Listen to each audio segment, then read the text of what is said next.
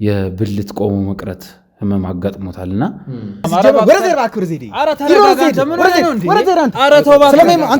የሚገርም እንደዛው ተነስቶ ቆሞ ነው የቀረው። በቃ ስቲል ምንም ለውጥ የለውም። በጣም በተደጋጋሚ ብዙ ጊዜ ሴክስ አድርገን ነበር አደረገና ምንም ማለት ሊበርድልኝ አልቻለም ጭራሽ ማለት ነው። ለማየትም ለአእምሮም የሚከብዱ ነገሮች አሉ።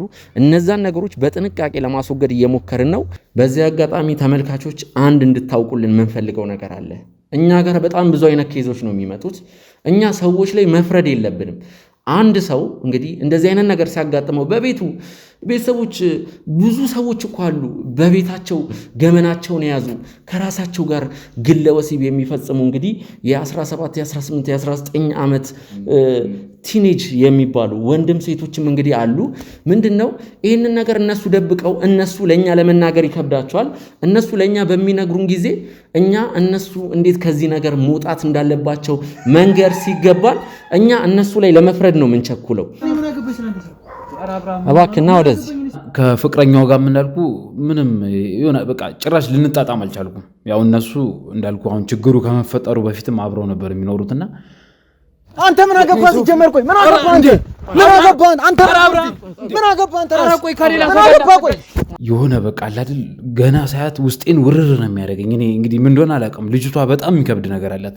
እሱ እንደማይወዳት አውቃለሁ ማለት የሆነ በሌላ ነገር እንደሚረዳት ምናምን ነገር አውቃለሁ። ግን ደርቆ ስለ አንዳንዴ ይሄ ኖርማል ጤነኛ ሰው ብልቱ ሲነሳ ያለው አነሳስ አይደለም የሱ በቃ ድርቅ ብሎ ነው የቀረውና ወንዶች የሚወስዱት መድኃኒት አለ ረጅም ጊዜ እንዲቆምላቸው ምናምን ነገር እና እኔ እንደሱ አይነት መድኃኒት ወስጄም አላውቅም።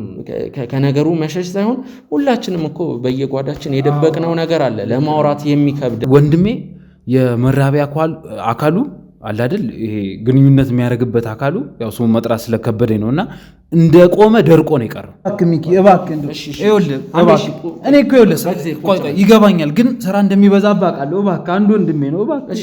አንተ የማይሆን ሰው አትበላት፣ ባለቤቴ ነች። የማይሆን ነች ህይወትን ካበላሽ ምን የምታውቀው ነገር አለ እንዴ? ከቤት ወጥቶ ያውቃል? ከቤት እውነት ለመናገር ወጥቶ ያውቃል። እስቲ አስበው፣ በጣም ላይምሮ የሚከብድ ነገር አሳፋሪ ነገር ሁሌ ብልትህ ቆሞ ተገትሮ ድርቅ ብሎ ቀርቶ መኖር ማለት ይሄ በጣም ከባድ ነውና እዛ ጋር አውራችሁ አብራም እባክህ ምንም አይደለም።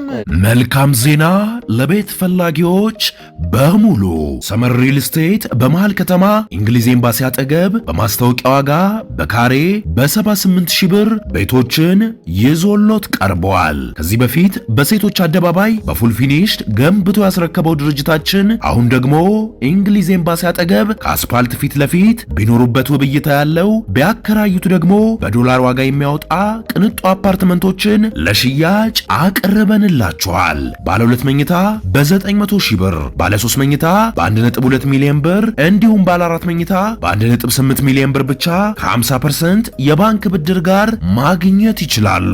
ታዲያ ይሄ ቅናሽ ለ10 ቤቶች ብቻ የወጣ ስለሆነ በ0930 77 88 78 ላይ ይደውሉ።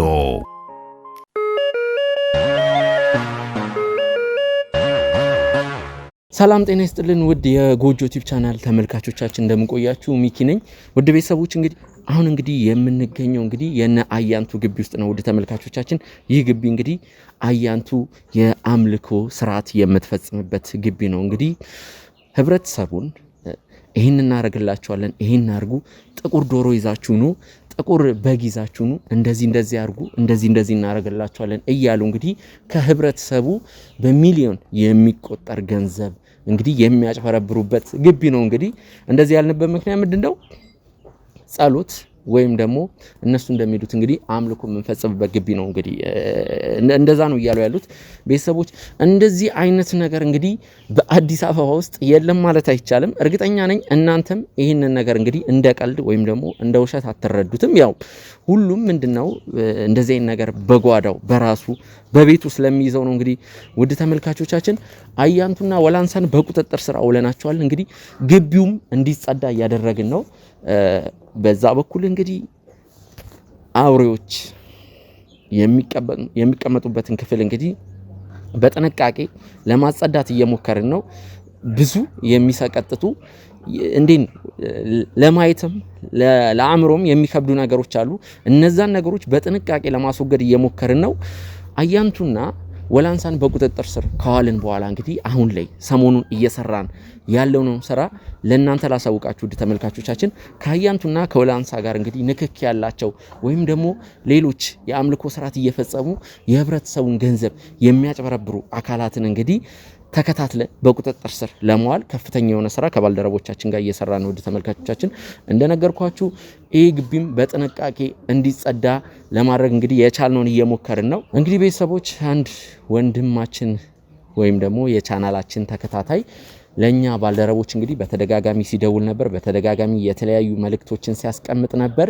ከወላንሳ ጋርና ከአያንቱ ጋር የሚነካካ አንድ መረጃ አለኝ፣ ያለህበት ልምጣ ወይም ደግሞ አንተ ያለህበት ናና ስለዚህ ነገር እናውራ በማለት እንግዲህ ወይም ደግሞ ሚኪን አገናኙኝ እያለ ለባልደረቦቻችን በተደጋጋሚ መልእክትና እንዲሁም የስልክ ጥሪዎችን ሲያደርግ ነበር። ይህን ወንድማችንን እንግዲህ እኔ ለማውራት ሞክሬ ነበር። ውድ ተመልካቾቻችን አንዳንድ ነገሮችን ነግሮኝ ነበር። የምርም ከአያንቱና ከወላንሳ ጋር የሚነካኩ ነገሮችን የነገረኝ አንድ ታሪክ ወይም አንድ ኬስ ይዞ ወደኛ መጥቷል። ቤተሰቦች ይህን ወንድማችን ወደዚህ እንዲመጣ አድርገናል። ያለውን ነገር እንግዲህ እኛ ከካሜራ ጀርባ ብዙ ነገሮችን አውርተናል። ለእናንተ ለተመልካች ያለውን ነገር ደግሞ እሱ ይምጣና የምንነግራችሁ ይሆናል። ውድ ተመልካቾቻችን ከአያንቱና ከወላንሳ ጋር የሚነካካ መረጃና ኬዝ ይዤ መጥቻለሁ። እባካችሁ ስሙኝ፣ አድምጡኝ ነው እንግዲህ ያለው። ያው እኛ አስፈላጊውን ጥንቃቄ አስፈላጊውን ፍተሻ አድርገን ይሄ ልጅ ማን ነው፣ ምንድነው ጀርባው፣ ባክግራውንዱ ምንድነው፣ እያንዳንዱን ነገር ቼክ አድርገን እንግዲህ ከሱ ጋር ለማውራት ተስማምተናል ወይም ወደዚህ ግቢ ተቀጣጥረናል ማለት ነው። ይህ ወንድማችን ሶፊ ይባላል። ፌስቡኩን፣ ቲክቶኩን፣ ቴሌግራሙን የተለያየ ሶሻል ሚዲያዎቹን የሱን ለማየት ቼክ ለማድረግ ሞክረናል። እንግዲህ እንዳልኳችሁ ጠላት ከየት እንደሚመጣ አይታወቅም። እንግዲህ ቤተሰቦች ያለውን ነገር እርግጠኛ ሆነናል። እንግዲህ ይሄ ልጅ ከወላንሳና ከአያንቱ ጋር እንግዲህ ምንም ያገናኘው ነገር የለም፣ ግን ደግሞ እማቀው መረጃና ኬዝ አለ ከነሱ ጋር የሚነካካ ነው ያለው። ስለዚህ ወደዚህ ግቢ እንዲመጣ እናደርገዋለን። ውስጥ እንገባና ያሉትን ነገሮች የምናወራ ይሆናል። ጎጆ ቲዩብን ላይክ እና ሰብስክራይብ በማድረግ ቤተሰብ ይሁኑ። ሀሳብ አስተያየቶቻችሁን ኮሜንት ላይ አስቀምጡልኝ። ይህ ቪዲዮ ብዙ ሰው ጋር እንዲደርስ እንግዲህ ሼር እያደረጋችሁ ውድ ተመልካቾቻችን ሶፊ ወደዚህ እንዲመጣ እናደርገዋለን። አብራችሁን ቆዩ።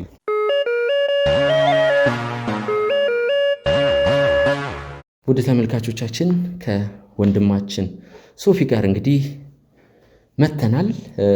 ሶፊ ራስን አስተዋውቅ፣ እዚህ ስለመጣበት ስላለው ነገር ያው እኔ እናንተ ከካሜራ ጀርባ ያሉትን ነገሮች አውርተናል። ስለ ወላንሳም እንግዲህ ስለ አያንቱም ስለ ኬዙም ስለ እያንዳንዱም ነገር እንግዲህ ለተመልካቾች ደግሞ ራስን ከማስተዋወቅ ያለውን ነገር በደንብ እንትን ትላለህ።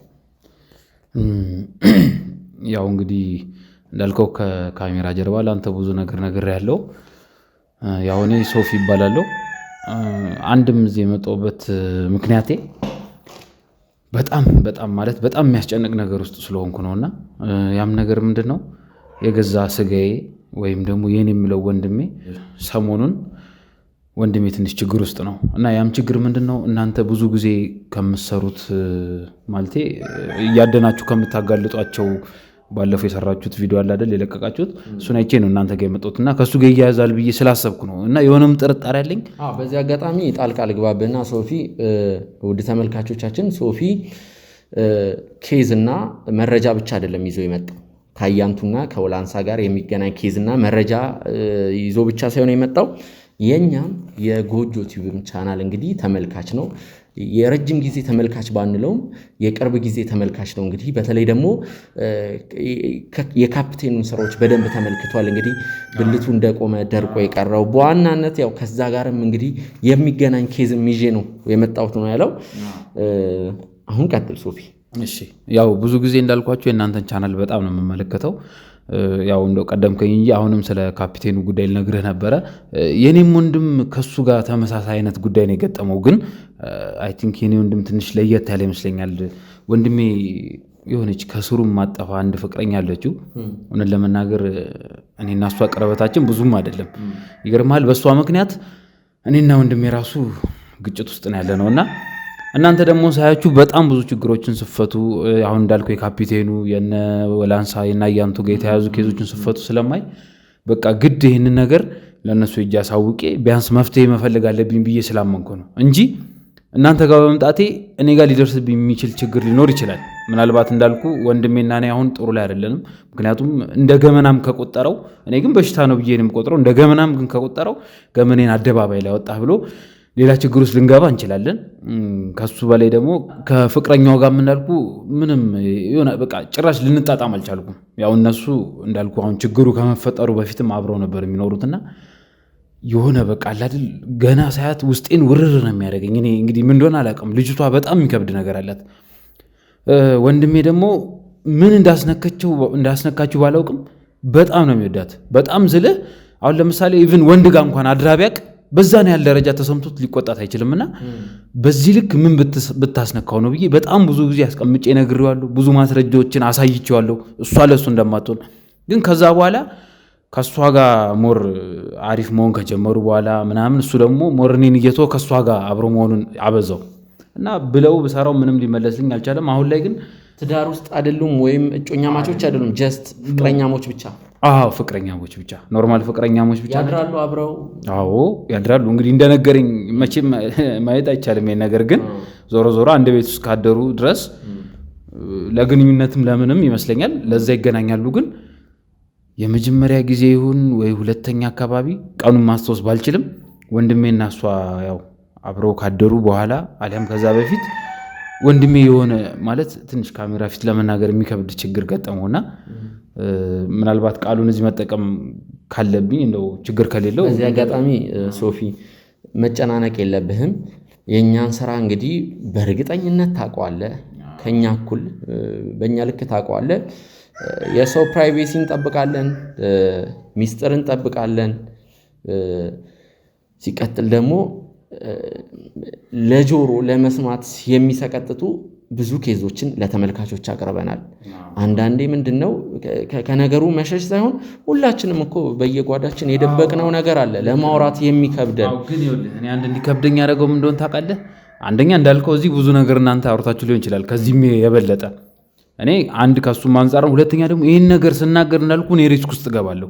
ማንም ሰው ቢሆን አስበህለት ያረከው ነገር ነገ ጥፋት ነው ብሎ ካሰበ ሊያጠፋ ይመጣል። ወንድምህም ቢሆን ማለት ነው። ወንድሜ ጋር ደግሞ በጣም ብዙ እስከ መጋደል ደረጃ ደርሰናል በዚህ ልጅ ምክንያት ማለት ነው። በጣም ብዙ ጥቃቶችን አድርሶብኛል።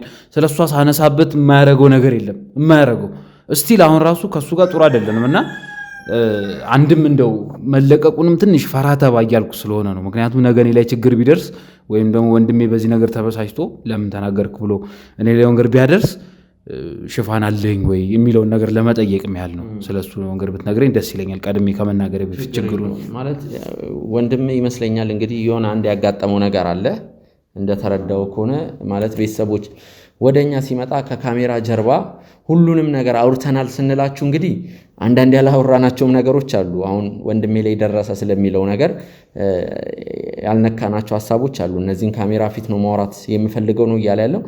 አንተ ምንም አታስብ። እኛ እንግዲህ አቀባበላችንን አይተኸዋል፣ አክብረን ተቀብለንሃል። ያው በዚህ አጋጣሚ ሶሻል ሚዲያን ቼክ ያደረግነው ያለው ነገር ጥሩ ስላልሆነ አንዳንድ ነገሮች ስላስገደዱን ነው እንደዛ እንድናረግ። ይህንን እንግዲህ ከግምት ውስጥ እንድታስገባው ፈልጋለሁ።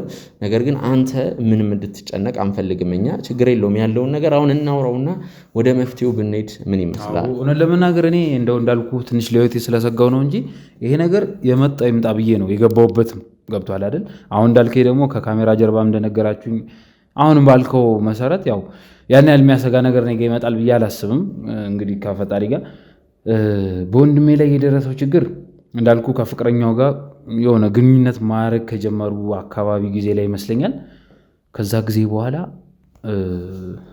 የብልት ቆሞ መቅረት ህመም አጋጥሞታልና መልካም ዜና ለቤት ፈላጊዎች በሙሉ ሰመር ሪል ስቴት በመሃል ከተማ እንግሊዝ ኤምባሲ አጠገብ በማስታወቂያ ዋጋ በካሬ በ78,000 ብር ቤቶችን ይዞሎት ቀርበዋል። ከዚህ በፊት በሴቶች አደባባይ በፉል ፊኒሽድ ገንብቶ ያስረከበው ድርጅታችን አሁን ደግሞ እንግሊዝ ኤምባሲ አጠገብ ከአስፓልት ፊት ለፊት ቢኖሩበት ውብ እይታ ያለው ቢያከራዩት ደግሞ በዶላር ዋጋ የሚያወጣ ቅንጡ አፓርትመንቶችን ለሽያጭ ለሽያጭ አቅርበንላችኋል። ባለ 2 መኝታ በ900 ሺህ ብር፣ ባለ 3 መኝታ በ1.2 ሚሊዮን ብር እንዲሁም ባለ 4 መኝታ በ1.8 ሚሊዮን ብር ብቻ ከ50% የባንክ ብድር ጋር ማግኘት ይችላሉ።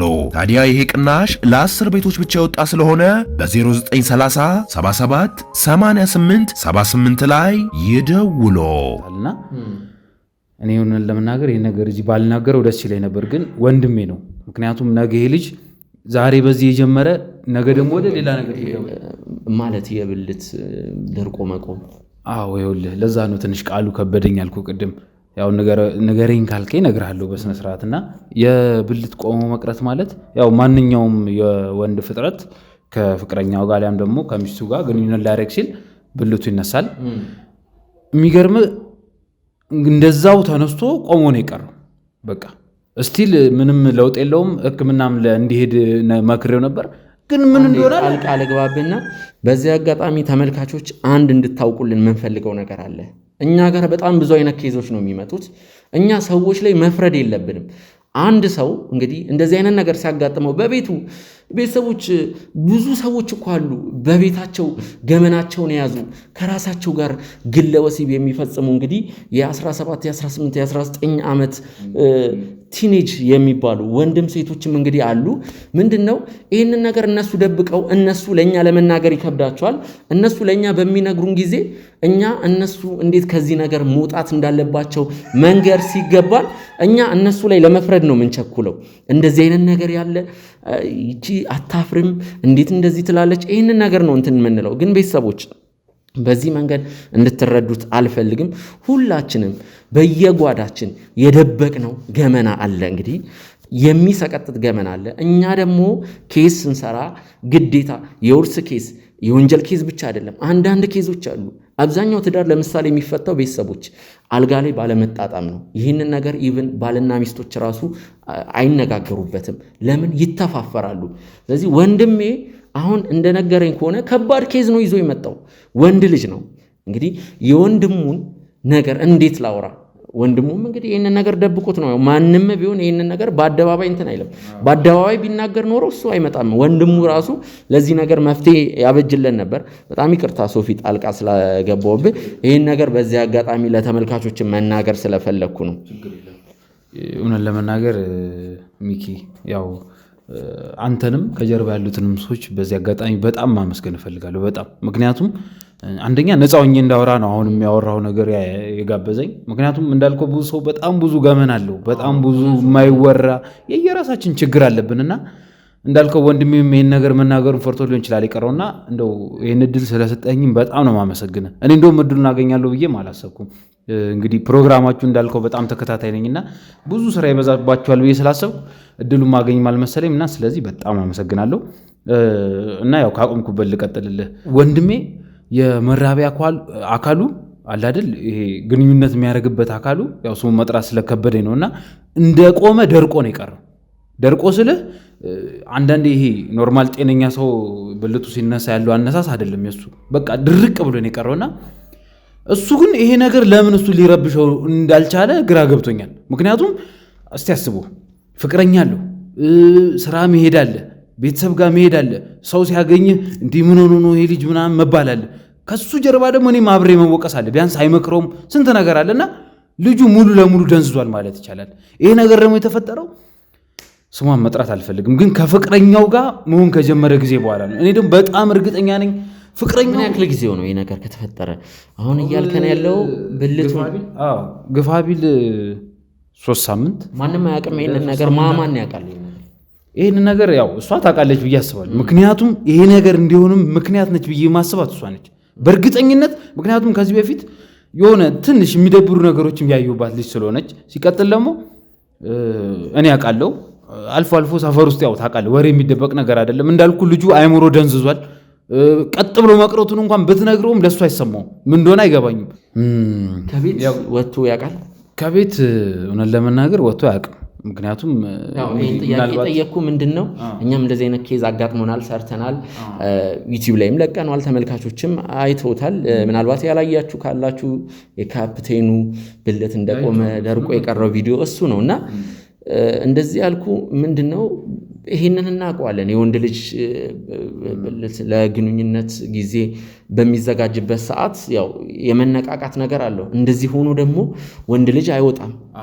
አዎ እንደዛ ሆኖ እኮ አይወጣም። እና አንድም እኔ እውነት ለመናገር የማይወጣበት ምክንያት እሱ ይሆን ብዬ አሰብኩ። ምክንያቱም እኔ ባገኘሁት አጋጣሚ እንዳልኩ ወንድሜ ነው። አሁን ትንሽ ከመደባበራችን በፊት እነሱ ቤት ሄዳለው። ያው ፍቅረኛው ባትወደኝም ሄጄ ያለውን ነገር አይቼ ተጫውቼ ምናምን ነው መጣው። ግን እኔ በሄድኩበት ሰዓት እንዳለ የሱ ብልቱ ቆሞ ደርቆ እንደቀረ ነው በቃ ሁሌ የምደርሰውና እኔ አሁን እሷን እንዴት ነው ምንድነው ብዬ እንዳልጠየቅ ፍቅረኛው ነች። ይገባል መቼም እንዴት እንደዚህ ተብሎ ይጠየቃል? ነውር ነው። ያስታውቃል ማለት ነው በደንብ እንዴ ያስታውቃል። ኧረ ተው አትጠይቀኝ። እኔ በጣም ነው ያፈርኩት በጣም ምክንያቱም አንዴ ቢሆን ሁለቴ ቢሆን ችግር የለም የሆነ አጋጣሚ ላይ ደርሼ ነው ብዬ አስባለሁ። ፍቅረኛውም ስላለች ግን እኔ በሄድኩበት አጋጣሚ ወንድሜ ነው ማልቻላል። ኦልሞስት አንራራቅም መኖሪያ ቤታችንም። እኔም ብዙ ነገር ሲቸገረኝ ዘይጄ ተጫውቼ ወይ ደግሞ አሊያም አማክሬው ምን ብዬ ነው የምመለሰውና ግን እንደዛ መሆኑ በጣም ነው ጥያቄ ሆነብኝ። እስቲ አስበው እንግዲህ ለ3 ሳምንታት ያክል የሆኑ ቀናት ቤት ስትሄድ እዛ ቤት ሁሌ እንዴት እንደዚህ ደርቆ ድርቅ ብሎ ቆሞ ሊገኝ ይችላል? በዛ ላይ ደግሞ ይሄንን ነገር እሱ ከምንም አልቆጠረው። አሁን አደንዝዛው ነው ያልኩበት ምክንያት ምንድነው? በዛ ላይ ልጅቷ የሆነ የሚጨንቅ ነገር አላት። በተለይ እኔ እዛ ቤት ስገባ የሆነ እጣን ማጫጫስ ትወዳለች። የሆነ የተሰቀለው ስዕል በጣም የሚጨንቅ ይሄ ዘንዶ ያለ አይነት ነገር አለ አይደል? በቃ መንፈስ የሚያስጨንቅ አይነት እና የነሱን ነገር ሰቅላለች። የሆኑ ጨሌዎች አሏት። እሷም አለባበሷ ደስ አይልም። ቅንድቧን ድልቅ አርጋ የሆነ ይሄ ምን ልበል ሁለቱም የተለያየ ቤት ነው ያላቸው። አልገባኝም ይሄ ነገር። አንድ ላይ ነው የሚኖሩት። እሱም እኮ ይሄን ያውቃል። ግን እሱ አይምሮ ኦልሬዲ ተሰውሯል። ፍቅረኛሞች ናቸው ግን አንድ ላይ ነው የሚኖሩት። ፍቅረኛሞች ናቸው ግን አሁን እሱን ይሄ ነገር ምንድነው ጨሌው ምንድነው ለምንድነው እንዲሆንከው ምናምን ብዬ በጠይቀው ምንም የሚነግረኝ ነገር የለም። ምን ኧረ እኔ ምንም የለም እኔ ጋር ምንም የለም ይሄም ኖርማል ነው ምናምን ነው የሚለኝና ይህ ልጅ አይምሮን ሳውራው ይሆን እንዴ ልቡን የሆነ እኔ አንዳንዴ ያው እናት አባቶቻችን እንደሚያወሩት ታውቃለህ ልብ የሚሰውሩ ሰዎች አሉ ምናምን ሲባል እሰማለሁና ልጅቷ ደግሞ ድሮ በጣም ተወደው ነበር። እውነት ለመናገር ያው የሰው ልጅ በአንድ አይዋደድም አይደል? በትንሽ ነገር ተቀራረቡ ምናምን። እሷ ነበረች በጣም ተወደውና ከሆነ ጊዜ በኋላ ግን እሱ ለእሷ ያለው ነገር በጣም ጨምሮ ነው ያገኘሁትና ከዛ አንጻር ነው እንዴት በዚህ ልክ ዝም ብሎ ሊወዳት ቻለ? ሲቀጥል ደግሞ እስቲ አስበው በጣም ላይምሮ የሚከብድ ነገር አሳፋሪ ነገር ሁሌ ብልትህ ቆሞ ተገትሮ ድርቅ ብሎ ቀርቶ መኖር ማለት ይሄ በጣም ከባድ ነውና ከዛም በላይ እንድጠራጠር ያደረገኝ ልጅቷ እንዳልኩ 24 ሰዓት ቡና ይፈላል እዛ ቤት ውስጥ 24 ሰዓት እጣን ይጨሳል። እኔ በሄድኩበት አጋጣሚ ነው የምልህ መቼም አንድ ቀን ሁለት ቀን ቢሆን መገጣጠም ነው ሊባል ይችላል። እንዳልኩ ወንድሜን ሁሌ ሄዳለሁና በሄድኩበት አጋጣሚ ጭሳጭስ ነው የሚሰቀለው ስዕል። አንዳንዴ እንደውም እኔ ምን እንደሆነ ባላቅም ወደ ጓዳ የሆነ ለእኔ የሚሰማኝ ድምፅ አለ። እንግዲህ ወንድሜ ማን አለ ስለው አረ ማንም የለም ናገባ ብለው ሁሉ አሳይቶኝ ያውቃል። ግን ምንም የለም። የሆነ በቃ የሆነ የተለየ እንደ ይሄ ማቃሰትም አይነት ስሜት እንደ ለቅሶም እንደ ጫጫታም አይነት ስሜት ይሰማል። የሆነ የህፃናት ድምፅ አትለው ድብልቅ ያለ ድምፅ አለ አይደል? እንደዛ ይሰማኛል። ግን እኔ እንደውም አንዳንዴ የምጠራጠረው ችግሩ ከኔ ይሆን እንዴ ምናምን ብዬ ተጠራጠርኩ። ምክንያቱም እሱን ስጠይቀው ምንም የለም ብሎ ወስዶ አሳይቶኛል። ሄጄ ደግሞ እውነት ለመናገር ምንም ያየሁት ነገር የለም። በእርግጥ አንድ ክፍል ቤት አለች ገብቻ ላዩት፣ ግን ምናልባት እዛም ምንም ሊኖር አይችልም። በዚህ ደረጃ እንዳልኩ ሰፈር ውስጥ ግቢ ውስጥ ተከራይተው ነው የሚኖሩት። ሌላም ሰው ሊኖር ይችላል። የሁሉ ነገር እያለ እንደዚህ ነገር ከተማ ውስጥ ይኖራል ብዬ አላሰብኩምና ልጅቷ እንዳልኩ ይሄ ኩል አኳኳሏ፣ ይሄ ያለባበስ ስታይሏ፣ ይሄ ቡና አቀራረቧ፣ ብቻ ዕጣን አጫጫሷ በየቀኑ እንግዲህ አስበው ያው የሆነ እምነት ላይ ያለ ሰው ለበዓል ቄጤማ ያደርጋል፣ ለሆኑ ንግስ ምናምን ይደረጋል አይደል? እነሱ ቤት ሁሌ ቄጤማ አለ ሁሌ። በዛ ላይ በር ላይ የቡና ተላ ምናምን ብቻ በጣም ዘግናኝ ኖሮ ነው። ይቅርታ አድርግልኝ ጣልቃ ልግባብና ሶፊ፣ ውድ ተመልካቾቻችን ይሄ ልጅ እንግዲህ ከካፕቴኑ ጋር የሚገናኝም ኬዝ ይዞ መጥቷል። እሱም ብቻ ሳይሆን እንግዲህ በዋናነት ከአያንቱና ከወላንሳ ጋር የሚነካካ ኬዝ ነው። እንግዲህ አያንቱና ወላንሳ ማለት ዘንዶና አውሬ የሚቀልቡ ጭራቅ ሴቶች ናቸው። ከነሱ ጋር የሚነካካበትን ምክንያት ብትነግረኝ ወንድሜ። እኔ ያው አንድ የጠረጠርኩት ነገር የነ አያንቱና የነ ወላንሳ ቪዲዮ አይቼዋለሁ። እናንተ የሰራችሁትን ማለት ነው። ያኔ ስታጋልጧቸውና እነሱ ከሚያወሩት ነገር ጋር እሷ ቤት ወይም ደግሞ እነሱ ቤት የሚያው ነገር በጣም ይገናኛል። እውነት ለመናገር እንዳልኩ ይሄ ሁሉ ነገር ወንድም የሚያውቀው ነገር የለም ከብልቱ መቆም ውጭ። እሱንም እሱ ኖርማል አድርጎ ተቀብሎታል። ገብቶሃል አይደል? እኔ አሁን ለዛ ነው ልቡ ተሰውሮናል ያልኩና ከነ ወላንሳ ጋር ይገናኛል ብዬ ያሰብኩት እንዳልኩ ይሄ ጭሳጭስ ነገር ይመቻታል። ይሄ የአምልኮ ዕቃ ተብሎ በወሬ የምንሰማው ነገር አለ። ጨሌ፣ ይሄ ጀበና ባለ 2 ጡት ጀበና የሚገርም እሱን እንኳን ባለ 2 ጡት መሆኑን ወንድም ያውቅ ለኔ ነው የሚታየኝ እና በጣም ነፍሴ ሲጨነቅ ነው እናንተ ጋር መጥቼ ይሄንን የነገርኳችሁና ምን እንደምል አላውቅም። አንዳንዴ ደግሞ ኖርማል በመሃል እያወራን የሆነ ብንን ነገር ትላለች ማለት ይሄ እንደ ማስጓራትም አይነት ነገር ሊላት ይላል። ከዛ አንተ በቅርበት ወይም ደግሞ በድብቅ እሷ ለመከታተል አልሞከርክም? ስለሷ ለማወቅ ለማጣራት ያለው እውነት ለመናገር እዚህ ላይ እንድደርስ ያደረገኝ እሷን እንዳልኩ ይሄ ነገር ከ3 ሳምንታት በፊት አካባቢ ቢሆን የሚሆነው ከዛ በፊት በጣም ለመከታተል ሞክሬያለሁ። ይሁን አንዳንዴ ቤተሰቦቼ ጋር እያለች ወጣም ለሳምንታት ያህል የምጠፋበት ጊዜ አለ። ወደ ዳር አካባቢ ማነው ስሟ? የወንድም ስሟ አብርሃም ነው። የአብርሃም ፍቅረኛ ማነው ስሟ?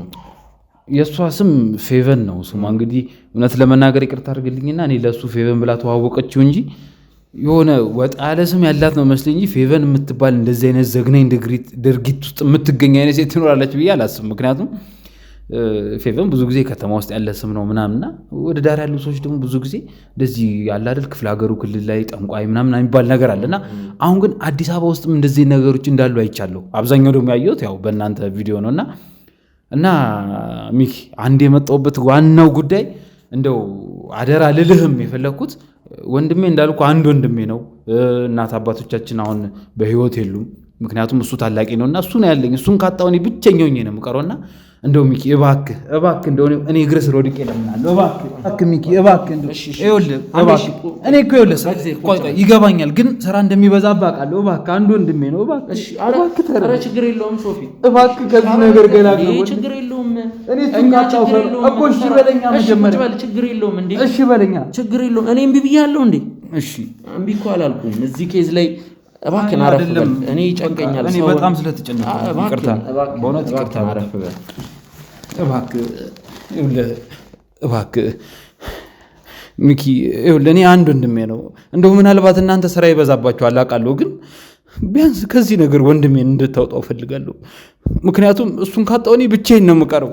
ሲቀጥል ደግሞ ምንም ቢሆን ታላቅ ወንድሜ ነው። ትንሽም ቢሆን የእድሜ ርቀታችን እሱን ለማሳደግ ብዙ ነገር ለፍቷል። ማለት እሱ ነው ቀድሞ እንዳልኩ ከቤት የሚወጣው ስራ የጀመረውና እባክህ ሚኪ እሱን ላጣው አልፈልግም።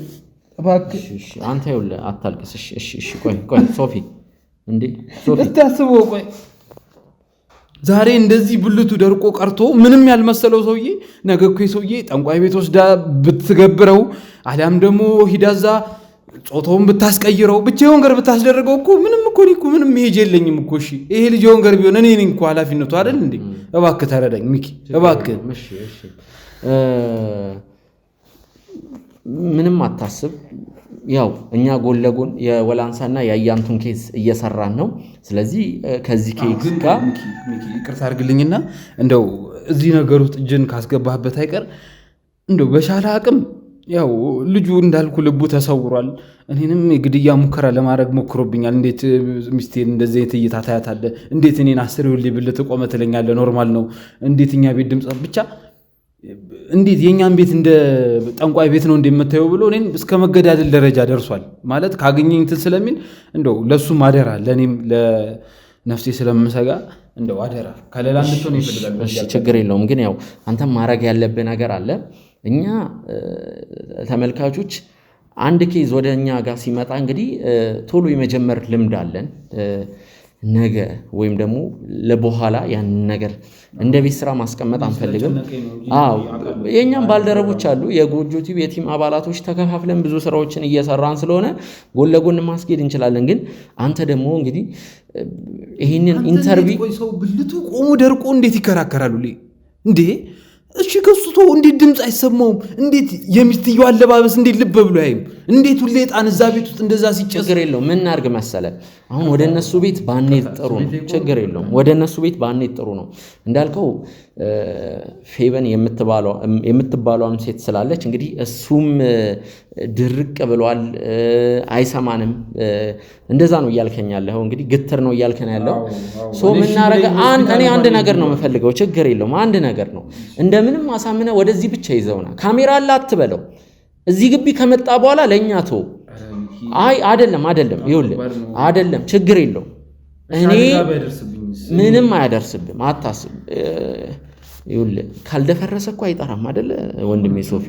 ስለዚህ እንጥራው። እኔም ያለውን ነገር ልይ ችግር የለውም። እኛ እዚህ ካሜራ ስልክህን አግኝቼ ቢያንስ ወደ 4-5 ጊዜ ደውዬ ዘግቼዋለሁ። እንዳልኩ ፍራቻም ነበረ። ይሄ ነገር ልናገረው አልናገረው፣ ይሄ ነገር ይተዋል ከዛሬ ነገ እያልኩ በጣም ሞክሬ ነበርና አንድም አሁን የመጣሁበት ምክንያት ያው ካልደፈረሰ አይጠራም ስትል ትዝ ስላለኝ ነው። እሱም ብዬ እኛ እዚህ ካሜራ አዘጋጅተን ያለውን ነገር አስተካክለን እንጠብቀዋለን። እዚህ እኛ ባልደረቦች አሉ፣ አታስብ። ስለዚህ ቢያንስ ካሜራው የማያይበት መንገድ ለምን እንደሆነ ልንገርህ። ካሜራ ፊት ለፊት ብዙ ጉዶች ይወጣሉ። አየህ እንደ ማስረጃ ይያዝና ያ ሰው ለመሸምጠጥ ቢሞክር ያንን ነገር ከእውነታው ለመራቅ ቢሞክር በካሜራ እንደተቀረጸ ስለሚያስብ የትም አይደለም። እኛ ስራችንን ካቀለሉልን ነገሮች መካከል አንደኛው ካሜራችን ነው። የሚገርም ነገር በመጥፎ ሁኔታ ውስጥ ሆነን ራሱ የተለያዩ ነገሮችን እንቀርጻለን። ከሰው ጋር ጭቅጭቅ፣ ሙግት ሲፈጠር ያ ነገር እንደ ማስረጃ ስለሚያገለግለን ነው። አንተ እርግጠኛ ነኝ ወደዚህ ዝም ብለህ ካሜራ የለም ብለህ ዝም ብለህ እንግዲህ በራስህ መንገድ የሆነ ቦታ ልንሄድም ነው በለው። በግድ መኪና አለህ ወንድሜ? አይ መኪና እንኳን የለኝም። በቃ ወይ እሱን ከሌለው በራይድ እንዲመጣ አድርገው። አሁን የእኛም ባልደረቦች ብንልክልህ እኛ ውጭ ላይ 2-3 መኪና አለ፣ ጥሩ ይመጣል። ለዛ ነው። ስለዚህ በራይድ እንድትመጡ አድርጉና ያለውን ነገር ሸፍናችሁ እንግዲህ ምን ማድረግ እንዳለብህ አንተ ታውቃለህ። እዚህ ግቢ ብቻ አስገባው። ከዛ በኋላ ያለው ነገር ፊክስ ይደረጋል። ቢቻል ይኸውልህ አሁንም ሰዓቱ ጥሩ ሰዓት ነው። ከቻልክ አሁን ይህንን ነገር አድርግ፣ ካልሆነ ደግሞ ወይ ነገር እንዳልኩ ይኸውልህ እሱ መሄጅ የለውም ቤት ነው የሚውለውም አሁን ላይ። ስለዚህ እሱን ለማግኘት ችግር የለውም። ያው ማሳመኑ እኔ አሁን ዛሬ እንግዲህ እዚህ ግቢም የመጣው በምክንያት ይሄ ግቢ እየተጸዳ ነው። ለተመልካቾችም እንግዲህ በመግቢያ ቪዲዮ ላይ ተናግሬያለሁ። በዋናነት ላንተ ብዬ ነው የመጣሁት። በዋናነት ሌሎች ስራዎችን ከጀርባ እየሰራን ነው። እዚህ ከመጣን አይቀር ነገሮችን ካሁኑ መስራት ብንጀምር ጥሩ ነው ብዬ አስባለሁ። ሶፊ እንትን በለው ማረግ እኔ ባልኩ መሰረት እንትን በል። እስከዛ ወደ ግቢው እየወጣ እናውራ። ግን አደራ የካሜራውን ነገር እንዳልኩ አደራ ችግር እንዳይፈጠር አታስብ።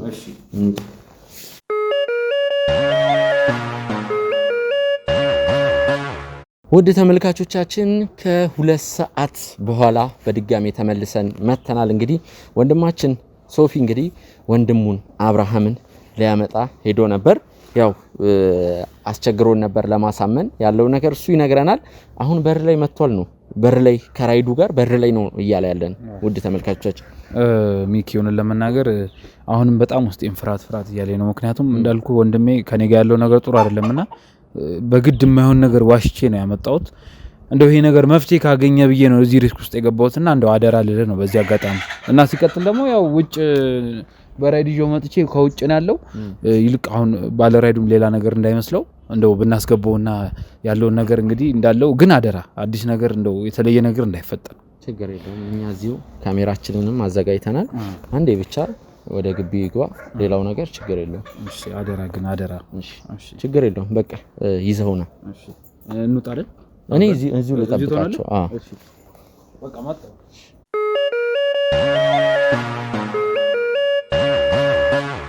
እንግዲህ ቤተሰቦች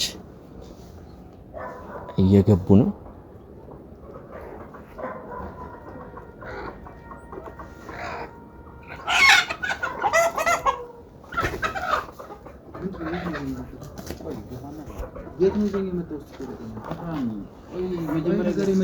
ሰላም አብርሽ እንዴት ነህ? መጀመሪያ አውራቸው በቃ ማናቸው? አረ ስለ ስራ ጉዳይ ነው ላውራ ነው። አዲስ ስራ አግኝቼ ነው ብያለሁ። እኔ ምን አገባኝ ስለአንተ ስራ? አረ አብርሃም እባክህ ና ወደዚህ። ሶፊ አንተ ያማል ለምሮ ይዘኝ የመጣው ስራ ምን አገባኝ እኔ ስለአንተ ስራ? ምን ችግር አለ? እኔ ወንድም አይደለሁ እንዴ? ነህ ግን ምን የሚያገናኝ? አረ ተው በእናትህ አብርሃም እንዴ። ሶፊ አንዴ እዛ ጋር አውራችሁ ያዙ። አብርሃም እባክህ ምንም አይደለም እንዴ። ምን ሆነ ነው? እየተለወጥኩ እኮ ነው። እስቲ ምንድነው አሉ? ምን ፈልገህ ነው አንተ? አንዴ የማወራ ነገር አለ። ወደዛ ጋር እንሂድ። አልፈልግም። እዚህ ጋር ስንጫወጫው ሰው የሚሰማ እባክህ። እዚህ ጋር ውሾችም አሉ፣ ሌላ ችግር እንዳይፈጠር እባክህ። ምን ፈልገህ? ወረድ እንበልና ወደዛ ጋር አንተ ወረድ ሄድ። በምን ትሄዳለህ አሁን? ባለ ራይዱ የራስህ ጉዳይ ነው። በእግርም ቢሆን ሄዳለሁ። ምን ፈልገህ ነው? ቢያንስ እኔን አታከብርም እንዴ አንተ? የተፈጠረው እያንዳንዱ ነገር ካሜራ ምናምን ነገር ደቅና አንተ ወረድ ሄድ። አንተ አጥፎ ካሜራውን ስማኝ አብርሃም፣ ካሜራውን አጥፎ። ኧረ አብርሃም አንተ ለቀኛ ቀስ በል፣ ቆይ ቀስ በል። እሺ አንተ ካሜራውን ለማን አጥፎ? እስቲ ለቀኝ አንተ አብርሃም ወረዘር አክብር ዘይዲ ኧረ ተረጋጋ ምን ሆነህ ነው እንዴ ኧረ ተው እባክህ ስለምን አንተ ወረዘር ልኝ ሲጀመር አንተ ነው እንደነከራሽ ከሰው ሰው ጋር እንዳታነካከኝ ምን ሆነህ ነው አይመለከትም በቃ ወረዘር አንተ ኧረ በእናትህ ለምን ጠራኝ እኔ ለምን መጀመሪያ አውራው ወረዘር ኧረ ተው ኧረ አብርሃም ተረጋጋ ስለማይመለከት ነገር አታውራ የተፈጠረው መራቢያ ከለ የተፈጠረው ነገር ነግሮኛል እባክህን ገብተን እናውራ ቆይ ምን ማለት ነው አንተ ምን አገባህ ሲጀመር ቆይ ምን አገባህ አንተ ምን አገባህ አንተ ምን አገባህ አንተ ኧረ ቆይ ከሌላ ሰው ጋር ቆይ ምን አገባህ አንተ ምን ወረዘር አንተ ምን አገባህ ቆይ ተው ምን አገባህ አንተ ሲጀመር ኧረ እንዴ ስለኔ የምትወራው እኔ ላንተ አስቤ ነው ምን አገባህ ምን ሆነህ ነው እናውራ እኔ እናንተ ኧረ በእናትህ ወረዘር ምን ኧረ አብርሃም ተረጋጋ እባክህ ሌላ ነገር ውስጥ እንዳትከተል እንዴ ምን አገባህ ስለኔ እኔ ላንተ አስቤ ነው ምን አገባህ ስለኔ ምን ሆነን እንደዚህ ሆነ እያየሁ አንተ ስለኔ የምታስበው ከዛ ልጅ ጋር አቱም ስንት አንተ ይሰጣል ስለማይመለከት ቆይ ካሜራ አጥፍተን እናንተ እናውራ አንዴ ልቀቅ ወንድም ካሜራኛለ ስለማያገባ ነገር አታውራ አጥፎ ካሜራውን አጥፎ አንዴ እኔ እናንተ አንተ አጥፎ ካሜራውን እሺ ቆይ ልብሱን እንትን እንዳይልበት እንዴ እሺ ቆይ ሂድ ሶፊ ስለማያገባ ነገር አታውራ ካሜራውን ሻጥፋ ካሜራውን ሂድ ሶፊ አንዴ እሺ ካሜራውን አጥፋለሁ አንዴ እኔ እናንተ የምናወራው ነገር ካሜራውን ሻጥፋ ይጣፋል ዝቅ ሂድ ሶፊ አንዴ እሺ ና አንዴ ይኸውልህ ቀስ በል ካሜራውን አጥፋ እሺ ይጣፋል ወደዛ እንሂድ እሺ ይጣፋል ካሜራውን እሺ ቆይ ሂድ ችግር የለውም አንተ ሂድ አንዴ ወይ ካልሆነ ካሜራውን አጥፉት እኔ መጀመሪያም ነግሬሃለሁ ይሄ ነገር ችግር የለውም ና ቆይ ውስጥ እንግባ ና ቆይ ቀስ በል ይጣፋል ዝቅ አድርገው ካሜራውን አጥፋልኝ ዝቅ አድርገው ካሜራውን አጥፋ እሺ ንገር ለአንተ ለመረጋጋት ሞክር ሶፊን እዛው ይዘው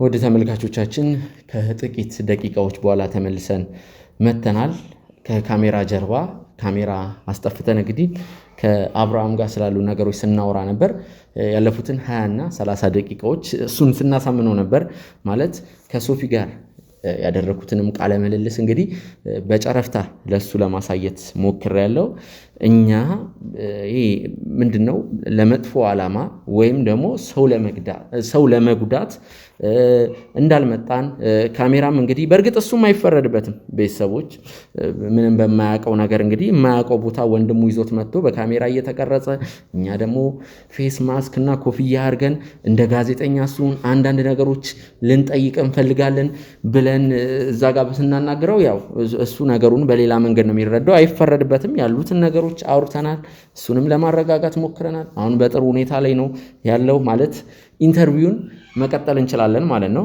ሶፊ አንተም ተረጋጋ አብርሽ አንተም ተረጋጋ እኔም ልረጋጋ ስለዚህ አሁን ወደ መፍትሄው ነው መሄድ ያለብን ግን ወደ መፍትሄው ደግሞ ከመሄዳችን በፊት አንዳንድ ነገሮችን እኔ ከሷ አንደበት መስማት ፈልጋቸው ነገሮች አሉ ሶፊ ቀድሜ የነገርከኝ ነገሮችም ስላሉ እነዛ ነገሮች ደግሞ በቀጥታ ከሷ አንደበት ማረጋገጥ ፈልጋለሁ በእርግጥ አንዳንድ ነገሮች የሚታዩ ናቸው መወራትም ላይፈልጉ ይችላሉ ቢሆንም ግን ትንሽም ነገር ብትሆን ከሱ መስማት ፈልጋን ነገር አለች ፌበንን በተመለከተ ስለሱ የግል ጸባይ ከፌበን ጋር ያላቸው ሪሌሽንም እሱን ጠይቁትና ቅድም ያው ስለሷም የነገርኩ ነገር አለ እኔ የምገምታቸው ነገሮች አሉና እሱን ያው እሱ ከሚነግርህ ነገር አንፃር አንተ ቅድም የነገርኩ ነገር ያገናኛ ትረዳለህ ብዬ አስባለሁ እንግዲህ አብርሃም ያው መቼም ከካሜራ ጀርባ ነግሮ አሳምነዋል ብዬ አስባለሁና እኔም ለአንተ በማሰብ ነው እዚህ የመጣሁት ሌላ ምንም ክፉ ነገር አስቤ አይደለም ስለዚህ ያለውን ነገር እንደምን ብለህ አስረዳው እባክህ አብርሃም አሁን ተስማምተናል አይደል እሺ ተስማምተናል ብንቀጥል ምን ይመስላል እንቀጥል እሺ ራስን ከማስተዋወቅ ብትጀምር ያው እሱ ነግሯል እኔ አብርሃም ነው የሚባለው ባለትዳር ነኝ ላለፉት ባለትዳር ማለት ፍቅረኛው ነች ነበር ያለኝ ያው በእርግጥ አንድ ላይ ነው የሚኖሩት ብሎኝ ነበር ያ በቃ ማለት ፍቅረኛ ነበረች አልተጋባንም ግን አብረን ነው የምንኖረው ለዛ ነው ባለትዳር ነኝ ምንድነው ከፌበን ጋር ያላችሁ ነገር ማንኛውም ጤናማ የሆኑ ፍቅረኛ ማቾች ወይንም ባልና ሚስት ያላቸው ግንኙነት ነው ያለን እኔ ለምን እሱ እንደማይወዳት አውቃለሁ ማለት የሆነ በሌላ ነገር እንደሚረዳት ምናምን ነገር አውቃለሁ ግን እኔ ከሷ ጋር በኖርኩባቸው ጊዜያቶች እሷ ላይ ያየሁት ምንም አይነት መጥፎ ባህሪ የለም እውነቱን ስነግር እና ከዚህ ነገር ጋር የሚያገናኛት ነገር አለ ብዬ አላስብም ይሄ ነገር እንደኔ በቃ የሆነ አጋጣሚ ነው አላቅም ለምን እንደዚህ እንደተፈጠረ ግን አጋጣሚ ነው ብዬ ነው የማስበው በቃ መጀመሪያ ላይ እንደማንኛውም ሰው ነበር በቃ በግንኙነት ጊዜ ኖርማል ወንድ እንደሚሆን ይቆማል ከዛ በኋላ ደግሞ ከግንኙነት በኋላ ኖርማል ተረጋግቼ ነበር ቁጭ ምል ጀስ ግን ከሆነ ጊዜ በኋላ እንደዚህ ሆነና ቀረ። በቃ ምን እንደሆነ እኔ አልገባኝም ነበር። ከዚህ በፊት መድኃኒቶች ምናምን ነገር ተጠቅሜ አላውቅም። ብዙ ጊዜ የምታውቅ ከሆነ ወንዶች የሚወስዱት መድኃኒት አለ ረጅም ጊዜ እንዲቆምላቸው ምናምን ነገር እና እኔ እንደሱ አይነት መድኃኒት ወስጄም አላውቅም። ምንም የማውቀው ጭራሽ መድኃኒት የማውቀው ነገር የለም። ከፍቅር አጋሬ ጋርም ቢሆን ተስማምተን ነው በዚህ ነገር ላይ ሁለታችንም ተጣጥመን ነው የምንኖረው። ምንም እሷም የሆነ ማለት ምናልባት አልጋ ላይ ሳላረካት ቀርቼ ምናምን ነገር የሆነ ነገር ታደርግብኛለች ብዬም አላስብም። ምክንያቱም ከመጀመሪያውም ጀምሮ ከኔ ጋር ነች። ምንም አይነት ግንኙነት አድርጋ አታውቅም ነበረ። ከእሷ ጋር ግንኙነት ስጀምር እኔ የመጀመሪያዋም ነኝ የመጨረሻዋም ነኝ እና እንደማረካትም በጣም እንደምትደሰትም ነው እኔ የማውቀው የነገረችኝም ጭምር እና ምንም እሷም ልታረግብኝ የምትችለው ነገር የለም። እኔም ራሴ ላይ ወይንም ደግሞ ቶሎ አልቆምም የሚለኝም ነገር ስለሌለ ራሴ ላይም ያደረግኩት ምንም አይነት ነገር የለም። ምንም አይነት መድኃኒቶችን ተጠቅሜ አላውቅም። እሷም በምንም አይነት መንገድ ምንም አይነት መድኃኒት አልሰጠችኝም። ምክንያቱም እሷ የሆነ መድኃኒት ልሰጠኝ የምትችለው እኔ ምናልባት አልጋ ላይ እሷን ማላስደስታት ከሆነ ልትሰጠኝ ትችላለች። ነገር ግን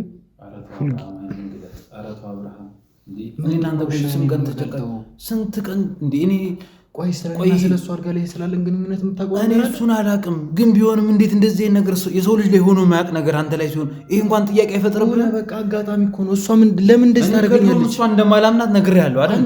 እሷ ለአንተ አትሆንህም። ለምን አሰማም እንዴ? እኔ ለአንተ ብዬ እኮ ነው። እኔ እኮ ምንም እኮ የምጎዳው የምጠቀመው ነገር የለም። ወንድሜ ስለሆንኩ እኮ ስማኝ፣ እኔ እኮ ታላቅ ነኝ አይደል? የማደርገውን ነገር አውቃለሁኝ። ከአንተ በላይ እዚህ ምድር ላይ ቆይቻለሁኝ። ክፉና ደጉን መለየት እችላለሁ። ምን ማለት ነው እንደዚህ ማለት? ሶፊ አስፈላጊ ስልክ ነው ማንሳት ትችላለህ። አይ አስፈላጊ አይደለም፣ ችግር የለውም። ግን አብርሃም እባክህ ልንገርህ፣ በቃ እኔ ለአንተ ብዬ ነው ያለውን ነገር ምንም ሳሸፋፍን ንገራቸው። ስለ ልጅቷ እኔን የሚታይ ነገር አላየሁም፣ ለአንተ ብቻ ነው የሚታይ የምትለኝን ነገር እንዳለ አይተሃል፣ እርግጠኛ ነኝ። እሱን ደግሞ ንገራቸው። በቃ ቆይ ይኸውልህ፣ እሱ የሚያወራው ሌላ ነገር ነው። እኔ ጭራሽ ቤቴ ውስጥ እንግዲህ ስንት ጊዜያችን ነው እኔና እሱ አብረን መኖር ከጀመረ። እንደዚህ አይነት ነገር አይቼም አላውቀውን ነገር ይመጣና እዚህ ቤት ድምፅ ሰምቻለሁ፣ እዚህ ቤት የሆነ ሁለት እንትን ያለው ጀበና አለ ምናምን ነገር ይለኛል። ጭራሽ እኔ የማላውቀው ነገር ሁሉንም ነገር የማደርገው ከሚስቴ ጋር ተመካክሬ ነው። እሺ ቆይ ሁሉንም ነገር እኔ ምን አቅልሃለሁ? እና ታዲያ እኔ ምንም ፈልጌ ለምን ጸበላት ሰውኩ ለመጠጥ እንዴ? ለምንድነው እኔ የሚታይ ምናልባት አይምሮ ላይ የተፈጠረ ነገር ምን ሊሆን ይችላል? ምንድነው አይምሮ ላይ? እኔ ሕፃን ልጅ እኮ አይደለም አብርሃም። እኔ ሕፃን ልጅ ነው ያልኩህ አይደለም ነው እንደዛ እያልኩህ አይደለም። ይኸውልህ ስማኝ እስኪ መጀመሪያ እንዴ ለምን ችኩል ትሆናለህ? አይምሮ ላይ እየፈጠረብህ ያለ ነገር ካለ እንትን እኔ ማንንም እየወቀስኩኝ አይደለም። ይኸውልህ ስማኝ ማንንም እየወቀስኩኝ አይደለም። እኔ እዚህ ጋር እየተፈጠረ ያለውን ነገር ነው በኖርማል። እኔ ለምን ማሻል እየተፈጠረ ነገር ከዛ በላይ ድምጾችም እንደምሰማ ነገር የምን ድምጽ? እሺ አንተ እኮ ታውራለህ። አይታወቅህም እንዴ? ምን ሆነ ነው? ይኸውልህ ትሰማኛለህ? እዛ ቤት ውስጥ ካንተ በላይ እኮ ቆያለሁኝ አይደል? አንተ እኮ እየመጣህ ነው የምትሄደው አይደል? እዛው ቤት ውስጥ ነው ሙሉ እዛው ቤት ውስጥ ነው ማለት አንተ የምትላቸውን አይነት ድምጾች እኔ ጭራሽ ምንም ነገር ተሰምቶኝ ያ ሁሉ ነገር ያምሮ ይፈጥሮብኝ ነው ሊሆን ይችላል። በምን ታውቃለህ? አንተ እንደለመድከው እንዴትም በላይ ይሄን ነገር አጣራኝ። እኔ ይሄ ልጅ ነገር የወንገር ሆነ ቢባል እኔም ገብቷል ብቻዬን ነው የምቀረው። እንዳልኩህ ታላቅ ወንድሜ ነው፣ ያለሱ ማንም የለኝም። ስለዚህ እሱ አሁን ጭራሽ ለአይምሮ ልክ እንዳልሆነ የምታውቀው እኔን ነው። ጸበላት ትሄድም ይለኛል። ጸበልማ መሄድ ከነበረብህ አንተ ነው መሄድ ያለብህ። ከማይሆን ሰው ጋር ህይወት ጀምረህ አንተ የማይሆን ሰው አትበላት። ባለቤቴ ነች የማይሆን ነች። ህይወትን ካበላሽ ምን የምታውቀው ነገር አለ እንዴ? እንዴት ያለ አጋጣሚ ዝም ብሎ ይፈጠራል? አጋጣሚ ነው በቃ ተፈጠረ እንዴ? ምንድነው እንዴ እና አንተ ጋር ያስጨንቅ ያለው? እኔ ላንተ አስቤ ነው። እኔ አታስብልኝ በቃ ተው። ምን ሆነ ነው አንተ እንዴ? አንተ እኔ ምንም ልባጭ። ምክንያቱም እንደምትየው ምንም እኔን አይሰማኝም። እሱ እንዳለ ሁሉንም ወደ ክፉ መንገድ እኔ ቆይ ታዲያ እሺ እሷን ክፉ ነች የምለው ለራሴ ፈልጊያት ነው? እንደዛ አስበው ከሆነ ቆይ ወይ ንገረኝ። ይኸውልህ ስማኝ፣ እኔ እንደሱ አላልኩም። አንተ ክፉ ነች ምናምን ነገር ስላልክ አይደለም።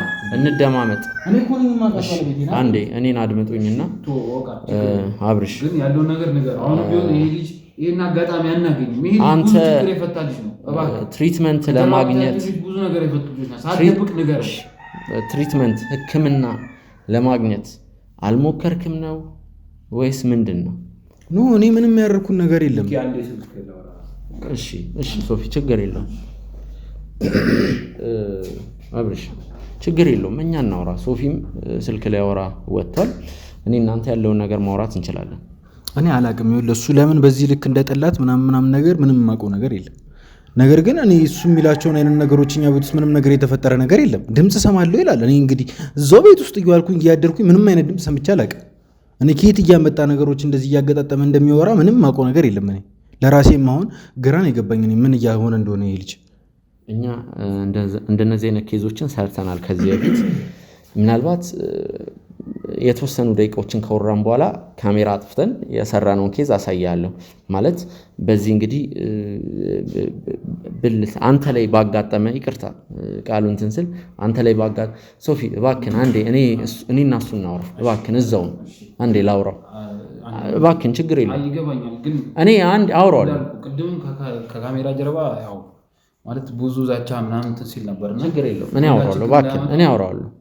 ወይ ስልክ አውራ እንዳሁኑ የሆነ ነገር አለ አደራ እንጂ ችግር የለውም። የሰራናቸውንም ኬዞች እነግርሃለሁ። ያለውን ነገር እኔ እናንተ በግልጽ ማውራት አለብን። መራቢያ አካል ላይ ከፍተኛ የሆነ ችግር አጋጥመዋል አይደለም? በተለምዶ ሁሉም ወንድ ነው ማለት ባይቻል ወንድ ልጅ አብዛኛው ወንድ እንግዲህ ጧት ከእንቅልፉ በሚነሳበት ሰዓት መራቢያ አካሉ የመቆም ባህሪ ያለው ይሄ ነገር ሁሉም ወንድ ላይ ላይስተዋል ይችላል። አላውቅም። አብዛኛው ሪሰርች ጥናቱም እንደሚያመለክተው ከሆነ ግን አብዛኛው ወንድ ልጅ ይሄ ነገር እንደሚያጋጥመው ነው። አንተ ደግሞ እንግዲህ ሶፊ እያለ ያለው እኔ እዛ ቤት በሄድኩ ቁጥር እንግዲህ መራቢያ አካል ወይም ብልቱ እንደቆመ ደርቆ ነው የምመለከተው። እንደዛ ነው እያለ ያለው። እኛም አሁንም እየተመለከትን ያለነው ነገር ይሄ ነው። ያው እኔ ላሳፍር፣ አንተን ላሸማቀቅ፣ ላስጨንቅም አይገባም። ያለውን ነገር እንደ ፍሬንድ፣ እንደ ወንድም፣ እንደ ጓደኛ አይተኝ ያለውን ነገር ብናወራበት። ማለት ይሄ ነገር ምንድነው 24 ሰዓት ሙሉ ነው ወይስ ሰዓት አለው? እንደዚህ የሚሆነው እንደዚሁ ነው በቃ። ማለት ከሆነ ጊዜ በኋላ እንደዚህ ሆነ ቀረ በቃ። ጀስት በእኔ እንዴት እንደሆነ አላቅም፣ ለምን እንደዚህ እንደተፈጠረም አላቅም። ኖርማል ግንኙነት ካደረግን በኋላ ከባለቤቴ ጋር እንደ ወትሮ አልሆነልኝ። ማለት በቃ እንደዛው እንደቆመ ቀረ። ምንድነው ግራ ገብቶኝ ነበር በጊዜው። ጀስት ግን በቃ ሳስበው በጣም ኖርማል ነገር ነው። ምንም ማለት አይደለም እንዴ ወንድና ሴት ተጣብቀው ይገኙ የለ እንዴ? ይሄ ምንም ማለት አይደለም። በቃ ይሄ የተፈጥሮ ጉዳይም ሊሆን ይችላል። አላቅም፣ የሆነ ጊዜ ላይ እኮ ሊበርድ ይችላል አይደል? ጀስት እኔ እንደምነግር ነገር ይሄ ነገር እንደዚህ ከሆነብኝ 3 ወይ 4 ሳምንት እንደዚህ አካባቢ ነው። ከ3 እስከ 4 ሳምንት ባለው መሀል ላይ ነው እንደዚህ ሆኖ ከቀረ እና እኔ ለምን እንደሆነ አላቅም። እውነቱን ለመናገር እንደዚህ ማለት ሌላ ቦታም አልሄድኩኝም ወዴትም ቦታ ልጅ። ይሄ የመጀመሪያ ጊዜ ነው በነገራችን ላይ ጨራሽ ካሜራ ፊት ምናምን ነገር ሰው ሳማክር ጭምር የመጀመሪያ ነው በዚህ ነገር ማለት ነው። እሱም የሚያውቀው ቤት ውስጥ ምናምን ነገር ስለሚመጣ ነው እንጂ ሌላ ማንም ምንም የሚያውቀው ነገር የለም ስለዚህ ጉዳይ። ምክንያቱም በእኛ ማህበረሰብ ውስጥ እንደዚህ ሆኖ ቀረብኝ ብትል የሚሰጥህ ነገር ሌላ ነገር ነው። ያንን ነገር ስላልፈለግኩትኝ ምንም አይነት ነገር ይፋ እንዲወጣብኝ አልፈልግም እውነቱን ለመናገር። ጀስት አሁንም ስለመጣሁኝና ሁሉም ነገር አንዴ በቃ ስለታወቀ ምንም የሚመጣ ነገር የለም ከዚህ በኋላ የሆነው ይሁን ብዬ ነው እየነገርኩ ያሉት። ከ3 እስከ 4 ሳምንት ሆኖኛል እንደዚህ ከሆነ። ከዚህ በፊት እንደዚህ አይነት ነገር ገጥሞኝ አያውቅም እውነቱን ለመናገር። እንደማንኛውም ወንድ ነበር ህይወቴን እየመራሁኝ የነበረው። የዛ ቀን ማታ ከሚስቴ ጋር ማለት በጣም ተነፋፍቀን ነበረ። ትንሽ ቆየት ብለን ነበረ ግንኙነቱን ካደረገን ምናምን ነገር በጣም ተነፋፍቀን ልንገናኝ ወደ አልጋችን ወጣን እና በጊዜው በጣም ምርጥ ጊዜ ነበር ያሳለፍነው። በጣም ምርጥ ጊዜ በሁላ ብቻ እኔ እንዴት እንደምገልጽልህ አላውቅም። በጣም ብቻ ደስ የሚል ጊዜ ነበር ያሳለፍነው ከባለቤቴ ጋር ከረጅም ጊዜ በኋላም ስለሆነም ለረጅም ደቂቃዎች በጣም ደስ የሚሉ ጊዜ። አንተ ባለቤቴ ነው የምትላት፣ ወንድም ደግሞ ፍቅረኛው። እሱ አልተዋጠለትም እንደነገርኩ። እሱ ጭራሽ ነው ስለዚህ እናንተ አሁን እንደ ባለ ትዳር ናችሁ፣ እንደ ባልና ሚስት ናችሁ። እሷንም ቀለበት አስራችሁ ነው የምትለው? ምንም ቀለበት ምናምን ነገር ብሎ ነገር የለንም። በቃ ማንም የላችሁ፣ ምንም ነገር የለንም። ፍቅረኛ የነበረች አብረን መኖር ስለፈለግን ብቻ አብረን መኖር ጀምረናል። ጀስት ምንም ይሄን ያህል እንደዚህ በማስረጃ ምናምን ነገር የለም። በቃ እኔና ሁለታችን ስለተፈላለግን ብቻ ነው። ብዙ ጊዜያትንም አብረን ቆይተናል እኔና እሷ። እና ወደ እንትኑ ስገባለህ የዛን ቀን ማታ ጥሩ ጊዜ ካሳለፈን በኋላ በተደጋጋሚ ሁላ እኔ ስልህ ብዙ ጊዜ 1 ጊዜ ወይ 2-3 ጊዜም ድረስ ልንሄድ እንችላለን በአንድ አዳር። እና ጀስክ ታውቃለህ አልበርድ ሲለኝ ምንድን ነው ብዬ በጣም በተደጋጋሚ የዛ ቀን አድርገን ነበር። በጣም በተደጋጋሚ ብዙ ጊዜ ሴክስ አድርገን ነበር አድርገን ምንም ማለት ሊበርድልኝ አልቻለም ጭራሽ ማለት ነው። በጣም ከሌላው ጊዜ በተለየ ሆነ። እሷ አቅም እስከምታጣ ድረስ ሆነ ሁሉም ነገር። እኔም በጣም አቅም አጣሁ። ከዛ በኋላ ለረጅም ጊዜ እንደዚህ ከሞከርን በኋላ ሁለታችንም አቅም ስናጣ በቃ ተኛን። በጊዜው ደንግጠናል ሁለታችንም እንደዚህ ነገር ገጥሞን ስለማያውቅ ይሄ መጀመሪያችን አይደለም እኔና እሷ ሴክስ ስናደርግ። ስለዚህ እንደዚህ ሆኖብኝ ስለማያውቅ እኔም በጣም ገርሞት ሁላ የሆነ ጊዜ ላይ እየተሳሳቅንም ነበረ። ዛሬ ደግሞ አልበርድ ብሎሃል እያለችኝ እየቀለችብኝ፣ እኔ ደግሞ ያው ከአንቺ ድክመት ነው እያልኳትኝ በፍቅረኛ ማቾች መሀል ያለ መቀላለድ አለ አይደል? እንደዚህ አይነት ነገር እየተቀላለድን ነበረ። እንደ ኖርማል ነገር ነበር ያየነው። ጀስት አምሮትህ አንዳንዴ ሳይወጣልህ ሲቀር አይነት ነገር ብለን ነበር ሁለታችን የሚያሰብነው። ነገር ግን ይሄ ነገር ሳይው እየመረረ ሄደ። ማለት በጣም በተደጋጋሚ ነበር የዛ ቀን፣ በጣም በተደጋጋሚ አቅም እስከምታጣ ድረስ እሷ በጣም በተደጋጋሚ ነበር ሴክስ ያደረግነው። ነገር ግን ምንም ጭራሽ ሊበርድልኝ አልቻለም እና በቃ ሁለታችንም አቅም ስናጣ ተኛን። ያሰብኩትኝ እኔ በነጋታው ኖርማል ህይወቴን እቀጥላለሁ ብዬ ነው። እንደዚህ ሆኖ ይጠብቀኛል ብዬ አልጠበኩኝ። ነገር ግን በነጋታው ጠዋትም ስነሳ እንደዛው ነው። እንዴ ግራ ገባኝ። ምናልባት ጠዋት ስትነሳ ቅድምም ለመናገር እንደሞከርኩት አብዛኛው ወንድ ልጅ በሚባል ደረጃ ማለት ይቻላል ጠዋት ላይ ሲነሳ እንግዲህ ብልቱ አሁን እንዳወራ ነው ቆሞ። ግን ይኸውልህ ማለት ይለያያል እኮ አይደል? እኔም እንደ ወንድ ልጅ ጠዋት ስትነሳ እንደዚህ አይነት ነገሮች ይገጥመዋል።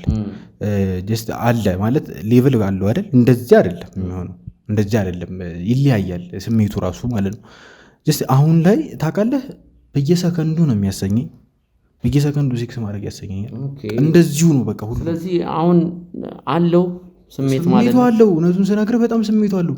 ጀስት ከቤት መውጣት እስኪያቅተኝ ድረስ ሚስቴ ለሆነ ለሱቅ ወጣ ካለች በቃ እንዴት እንደሚያደርገኝ እኔ ነኝ የማውቀው። አያስችለኝም እስክትመጣ ድረስ ማለት ነው። ስትመጣ ይዣት ወደ አልጋ ነው በቃ።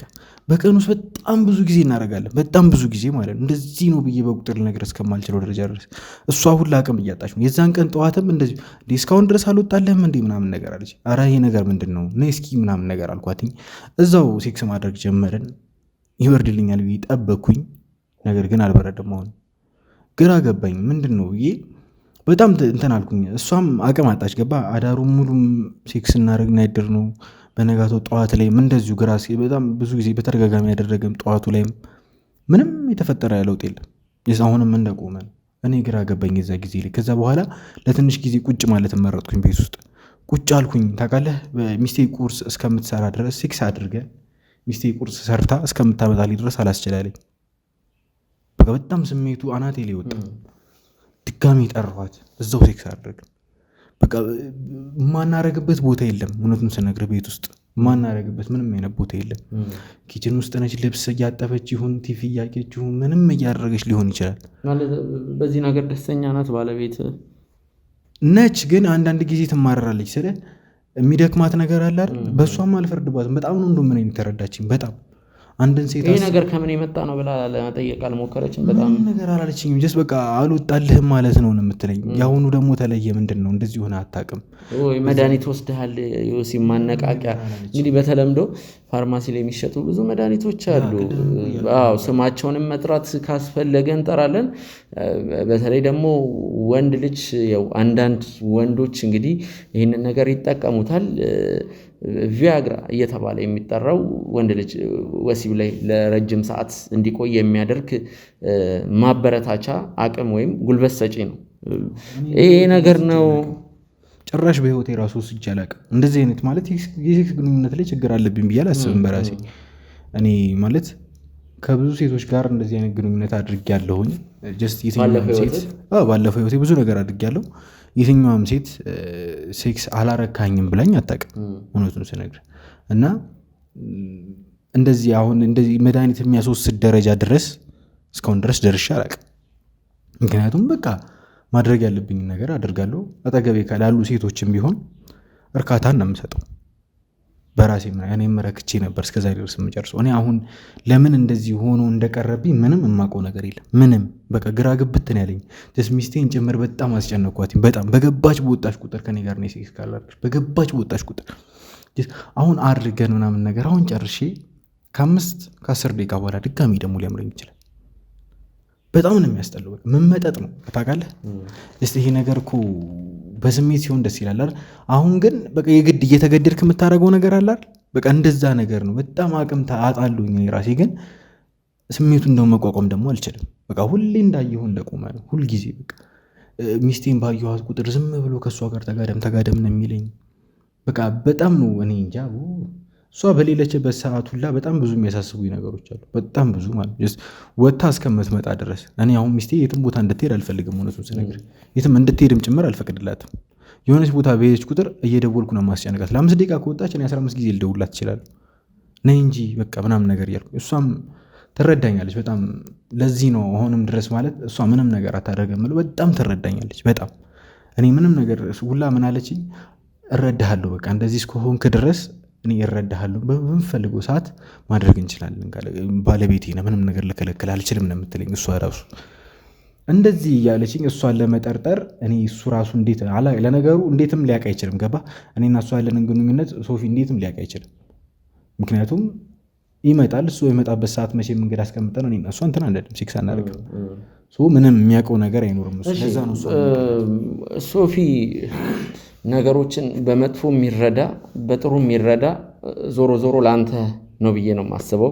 አሁን ሶፊ ነገሮችን በጥሩ ተረዳ በመጥፎ ተረዳ ብለን ክርክር የምንፈጥርበት ሰዓት ላይ አይደለንም። ነገር ግን ሶፊ ወጣም ወረደ አንተን ለማገዝ ለአንተ የሆነ መፍትሄ እልባት ለመስጠት ነው። እንግዲህ አንተ ያላደረግከው ነገር ማለት አንተ ይሄ ነገር ይቅርታ አድርግልኝ ለቃል አጠቃቀሜ ማለት ተመችቷል ወይስ ምንድነው? መፍትሄ ለማግኘት አልሄድክም? ወዴት ልሂድ መፍትሄ ለማግኘት? እስኪ ቆይ ነገር ህክምና ትሪትመንት ብዙ ነገሮች አሉ።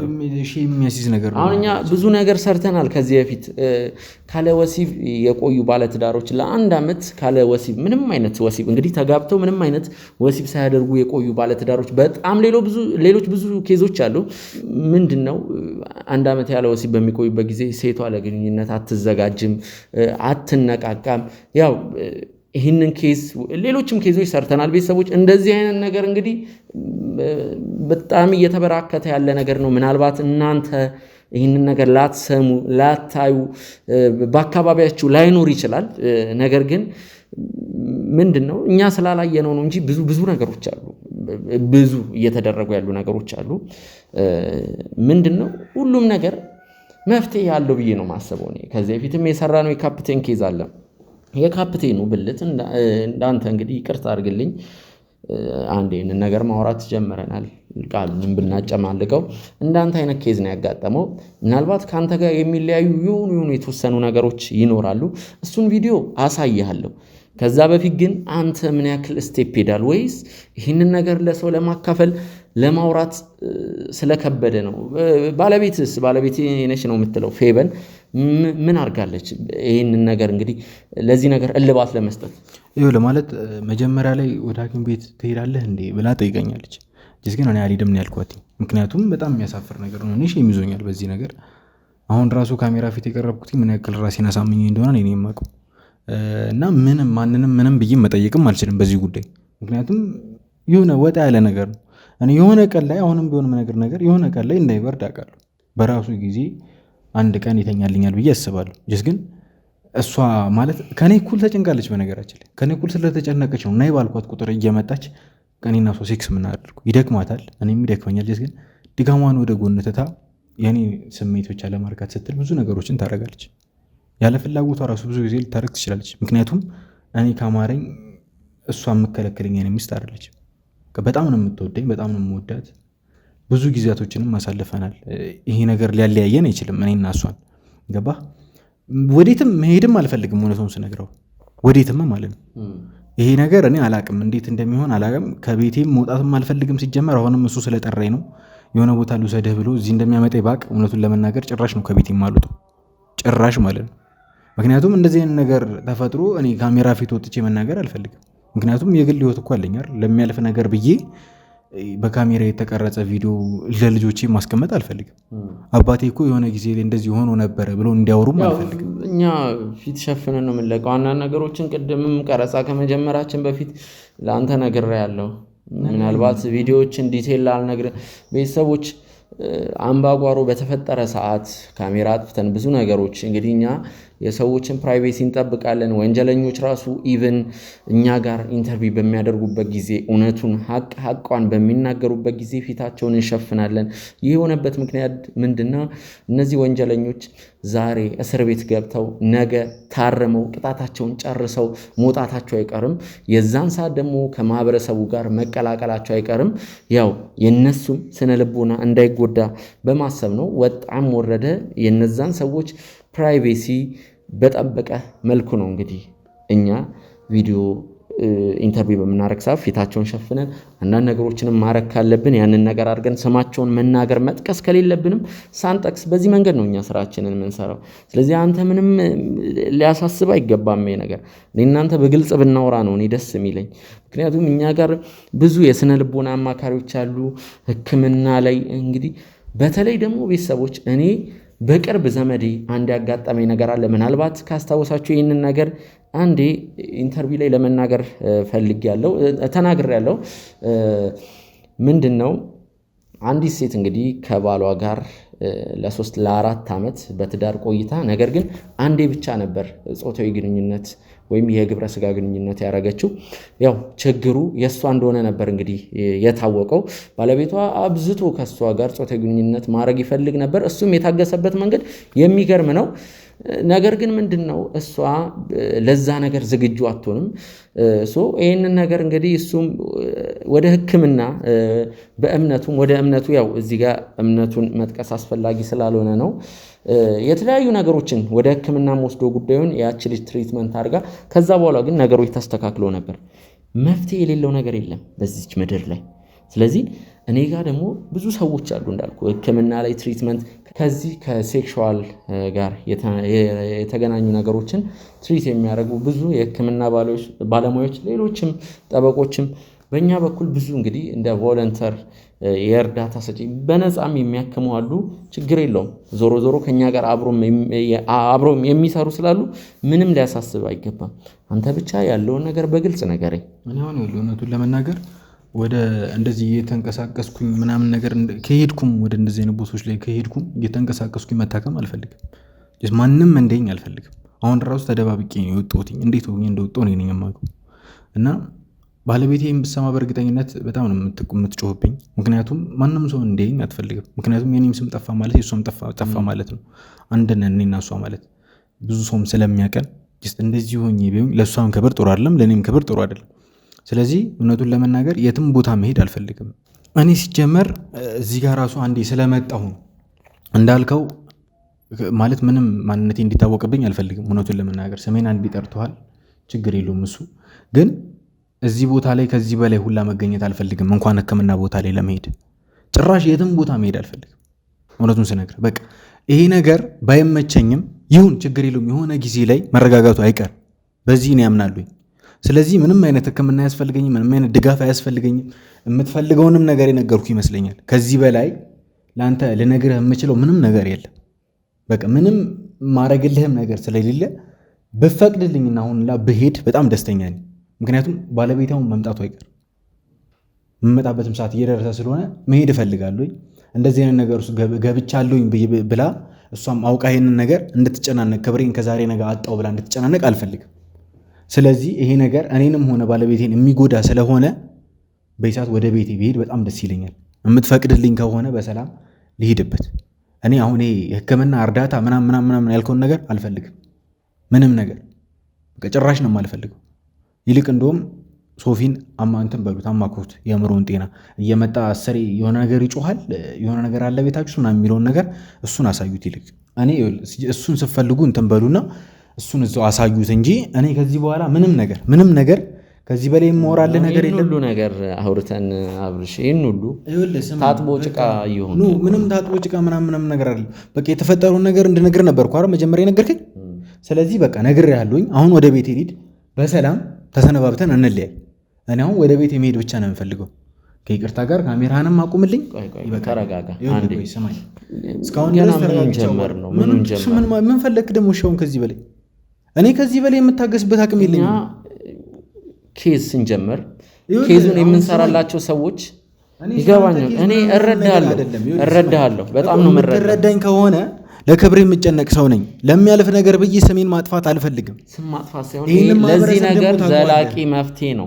ይመጣል፣ በራሱ ጊዜ ይመጣል። እንዴ እንደዚህ ሆኖ እኮ በአንድ ቀን እኮ ነው አይደል? ግድ የለም እኔ ሶፊን ጠርቼ መጣሁ። ጭራሽ ቆይ፣ ኧረ ና ቁጭ በለው። አንዴ ነው ቆይ፣ ይኸውልህ፣ ሶፊን ስማኝ፣ ጠርቼ መሄድ ነው መጣሁ። የምፈልገው። ጭራሽ እሱን ሰውዬ እንዳጠራል። አንዴ ልቀቀኝ። ይኸውልህ፣ ቆይ አንተ ስማኝ፣ እኔ መሄድ ነው የምፈልገው። አብርሽ አንዴ ልቀቀኝ። እኔ እሺ፣ ሶፊን ስማኝ፣ ጠርቼ ና ቁጭ መጣሁ። በል። እሺ፣ ቁጭ እሺ፣ በል። እኔ አንዴ ሶፊን ጠርቼ ምንም መጣሁ። ወይ አያደርግልህ። እሱን ማውራው ነገር አለ። አንዴ እዛውን አንዴ እኔ መሄድ ነው የምፈልገው። አንተ መልካም ዜና ለቤት ፈላጊዎች በሙሉ ሰመር ሪል ስቴት በመሃል ከተማ እንግሊዝ ኤምባሲ አጠገብ በማስታወቂያ ዋጋ በካሬ በ78 ሺህ ብር ቤቶችን ይዞሎት ቀርበዋል። ከዚህ በፊት በሴቶች አደባባይ በፉል ፊኒሽድ ገንብቶ ያስረከበው ድርጅታችን አሁን ደግሞ እንግሊዝ ኤምባሲ አጠገብ ከአስፓልት ፊት ለፊት ቢኖሩበት ውብ እይታ ያለው ቢያከራዩት ደግሞ በዶላር ዋጋ የሚያወጣ ቅንጡ አፓርትመንቶችን ለሽያጭ አቅርበንላችኋል። ባለ 2 መኝታ በ900 ሺህ ብር፣ ባለ 3 መኝታ በ1.2 ሚሊዮን ብር እንዲሁም ባለ 4 መኝታ በ1.8 ሚሊዮን ብር ብቻ ከ50% የባንክ ብድር ጋር ማግኘት ይችላሉ። ታዲያ ይሄ ቅናሽ ለ10 ቤቶች ብቻ የወጣ ስለሆነ በ0930 77 88 78 ላይ ይደውሉ።